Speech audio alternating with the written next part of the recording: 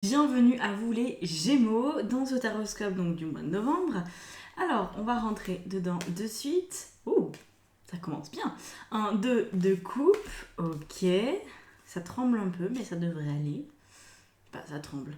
6 d'épée. Ok, en général, quand je sens des tremblements, c'est quelque chose qui veut s'incarner, mais qui a un petit peu de mal. Peut-être que vous avez un peu de difficulté à vous incarner complètement, à être bien dans votre corps ces derniers temps. Alors, on a un 9 d'épée. Voilà, voilà, voilà. Bon. Alors, donc le 2 de coupe était très bien, les deux autres un petit peu moins, vous vous en doutez, quand on est sur des épées, c'est rare que ça soit très palpitant.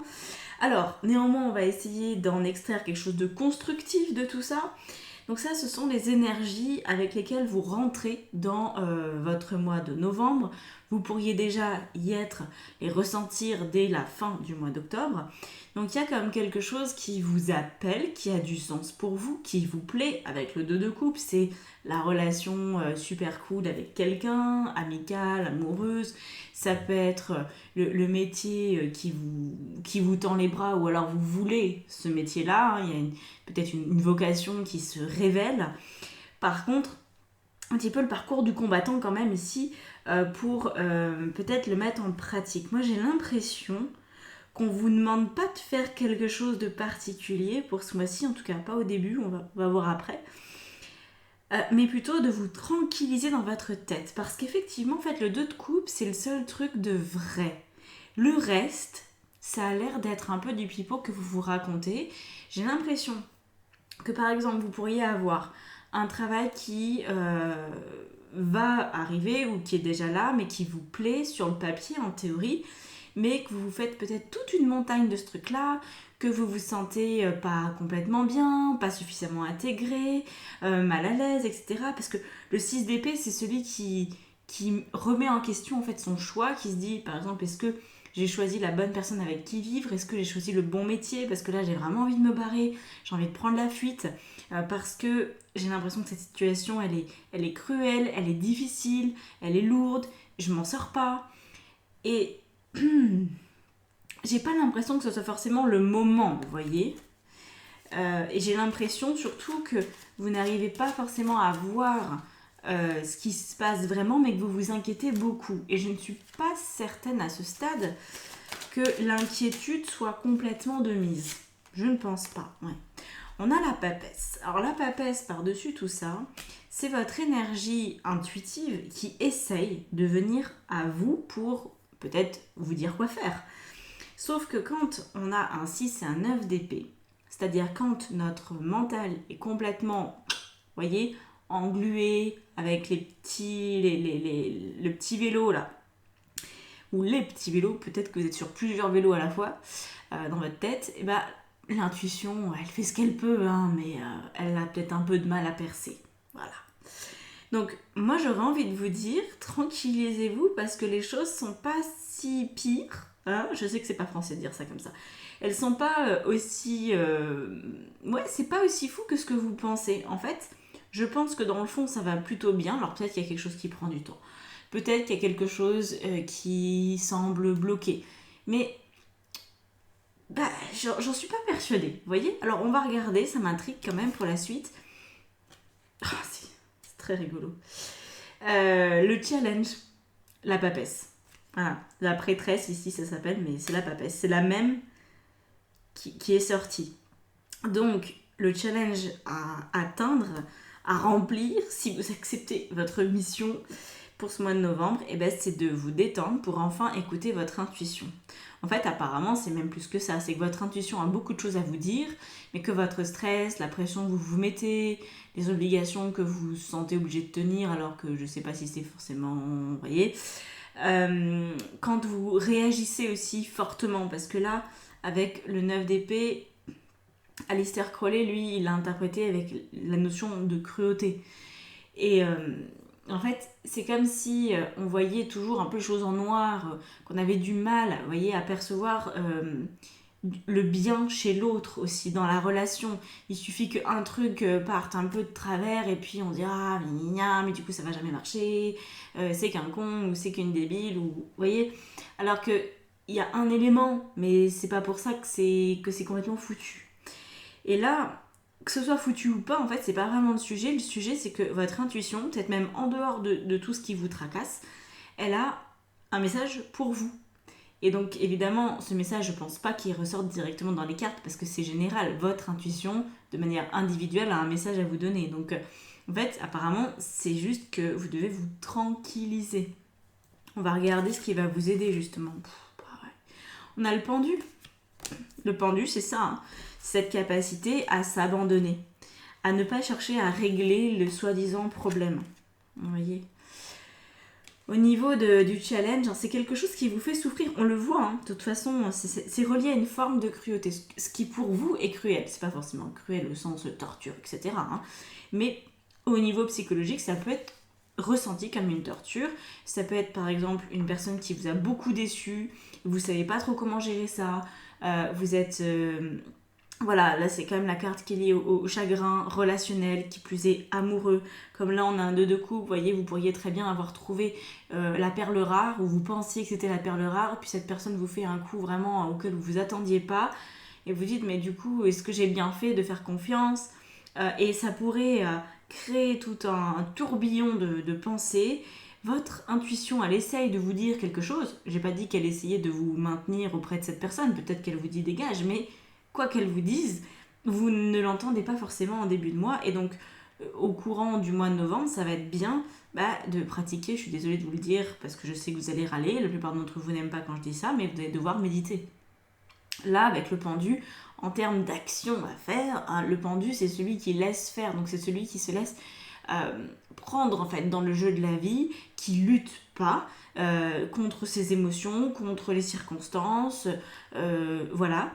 Mais il y a quand même une grosse part active qu'on a parfois tendance à oublier parce que ça, c'est bien arrangeant de dire le pendu c'est le lâcher prise et j'attends de voir ce que ça donne. Non, c'est pas du tout ça.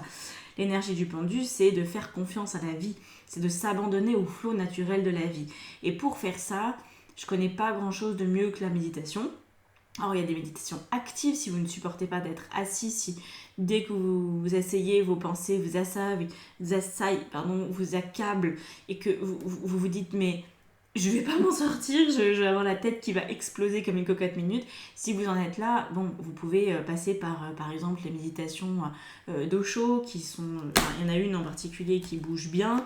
Il y a des formes de danse, il y a tout simplement de mettre une musique alors sans paroles, je vous conseille quand même parce que les paroles ça influence beaucoup de trucs, mais voilà, une musique classique de préférence et de vous laisser aller sur le mouvement ou d'aller dans la nature et de vous promener, mais sans forcément réfléchir, sans vouloir trouver votre intuition. Quand on fait ça, parfois on prend le problème à l'envers, vous voyez. Donc là, essayez de vous détendre, essayez de laisser de la place à votre intuition, c'est-à-dire que votre intuition, la plupart du temps, elle s'exprime dans le moment présent. Donc si vous êtes en train de la chercher, cette intuition, vous êtes dans votre futur, vous vous projetez. Donc ça ne marchera pas. Essayez d'accepter ce que vous êtes, ce que vous faites, ce que vous vivez, par rapport peut-être même à quelque chose qui est complexe, hein. C'est possible que ce soit complexe. Et voilà, c'est le seul effort à fournir. C'est pas non plus la fin du monde. Après, je sais qu'il y a des gens qui ont beaucoup de mal avec l'inconfort émotionnel. Parce que leur mental, il a relié l'inconfort émotionnel et la mort physique. Si jamais vous êtes comme ça serait bien de le travailler ce point parce que du coup ça vous empêche forcément de méditer. Ça fait que dès que vous vous posez et que vous ressentez plein d'inconfort émotionnel, que vous vous sentez mal ou quoi, votre mental vous dit surtout arrête de faire cette activité parce que ça va te faire du mal, voyez, alors que c'est tout le contraire. Et vous le savez intellectuellement que c'est tout le contraire, mais vous pourriez ne pas réussir à rester en place parce qu'il y a cette forme comme ça d'auto-sabotage, voyez. Donc ça, il faut le traiter, hein. Vous ne pouvez pas rester avec ça toute une vie. Si jamais vous êtes là-dedans, là, il faut consulter, hein. Je vous l'ai dit, c'est... psy, c'est coach, c'est ce que vous voulez, selon là où vous en êtes aussi, mais c'est très important de pouvoir méditer, de pouvoir se poser. Même si c'est pas longtemps, mais de pouvoir vraiment être là et d'accepter tout ce qui est là. Très très important. on a du coup le 7 de bâton. 7 de bâton, on nous montre qu'il y a un effort important pour vous d'y aller, de rester, d'être d'être là, pas ailleurs que là. Alors, qu'est-ce qu'on a? Je me suis dit, on va avoir encore un arcane majeur. On a la justice au niveau personnel. Je pense que c'est ça, il y a un message d'alignement. On a un 4 d'épée dans votre vie professionnelle et matérielle. Alors, je ne pense pas que ça fasse du coup qu'il y ait beaucoup de choses qui se passent à ce niveau-là. Pour le mois de novembre, là, avec le 4 d'épée, c'est la notion de lenteur, de retard, de repos aussi, il se passe pas forcément 1000 choses, c'est aussi la fatigue, mais en termes d'action ou de choses à faire, c'est pas énorme, même rien du tout, ça devrait juste être un mois qui continue comme le précédent, à peu de choses près. Par contre, au niveau personnel, avec la justice, en fait, moi ce que je pense, c'est que votre intuition, elle a du mal à arriver, votre mental la bloque parce que votre intuition a une décision à vous faire prendre. Et cette décision, peut-être que vous ne voulez pas trop la voir ou qu'elle vous effraie. Et c'est ça en fait le vrai truc effrayant. C'est pas que vous pensez, il y a quelque chose qu'il va falloir peut-être assumer. Ça peut être des petits trucs. Enfin, ce que je veux dire par là, c'est que si vous me parlez de votre situation, moi je vais peut-être considérer que c'est un petit truc, votre décision. Je vais me dire, oui, c'est facile, il n'y a pas trop de problème en fait, ça se fait bien. Mais vous, peut-être que dans votre situation actuelle, ça paraît beaucoup. Et je pense que c'est pour ça qu'il y a une espèce d'agitation, mais vous allez vous rendre compte, en tout cas je l'espère, durant le mois de novembre, vous allez comprendre que c'est pas énorme comme décision à prendre, qu'en fait ça va. Ça vous demande pas quelque chose d'incroyable, vous voyez? Parce que je pense que vraiment d'ici la fin du mois, cette affaire elle est réglée. Quand on est sur des vraies grosses décisions, un mois c'est pas suffisant. Des choses, une décision, il faut l'assumer en général sur des mois, voire des années.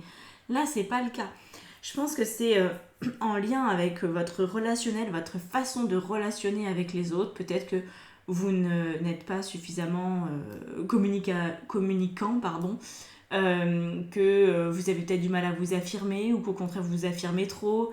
Il y a quelque chose dans ce goût-là, je trouve. Parce que la justice, elle est parfois très dure,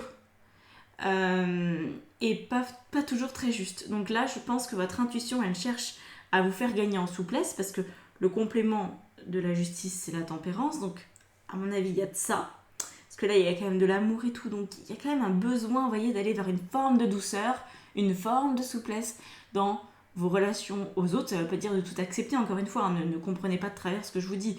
Je ne vous dis pas d'accepter un truc inacceptable.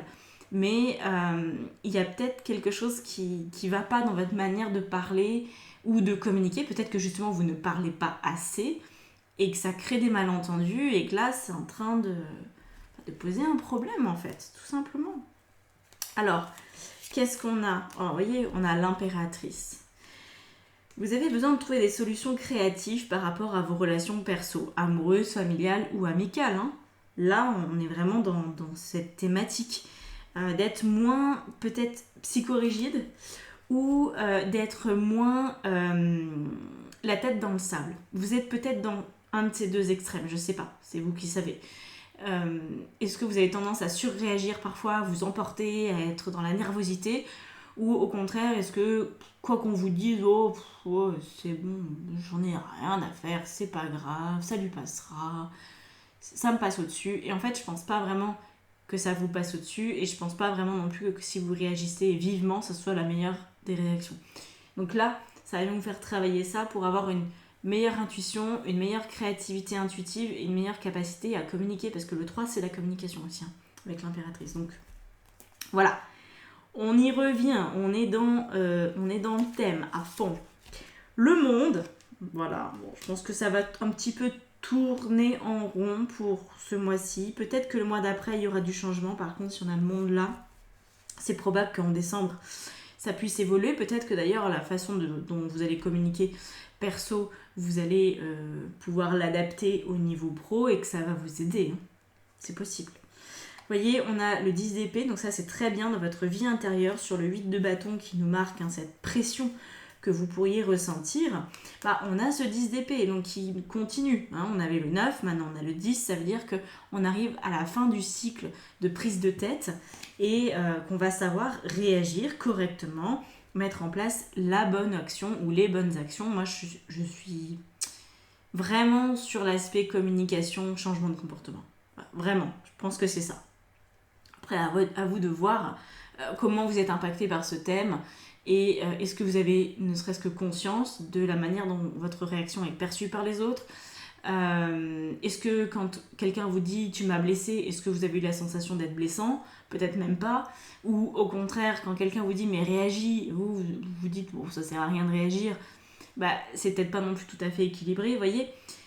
Je pense que voilà, il y a juste un équilibre à trouver. Très bien, en fin de mois, on a un 3 de bâton. Donc ça, c'est bien.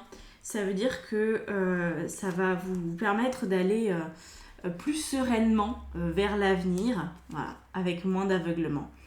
Le but de ce mois-ci, c'est de mieux prendre conscience de qui vous êtes. D'être beaucoup plus dans la conscience, l'observation de vos réactions et de prendre aussi acte de ce que l'autre peut ressentir, percevoir et de regarder peut-être si vous attirez toujours le même genre de personne, pourquoi ça se passe comme ça, est-ce que quand vous réagissez d'une façon ou d'une autre, on vous le reproche ou au contraire, on ne tient jamais compte de votre avis. Vous voyez, essayez de regarder quand vous parlez, est-ce que c'est entendu ou est-ce que ça tombe dans l'oreille d'un sourd. Tout ce genre de choses, je pense que ça a une importance. Pour vraiment prendre la température de ce qui se passe et adapter les choses. Parce qu'en fait, pourquoi vous allez adapter tout ça ? C'est parce que vous voulez que les choses se passent bien. Parce que là, quand on a un 3 d'épée, c'est quelqu'un qui a de la douleur au niveau sentimental en général.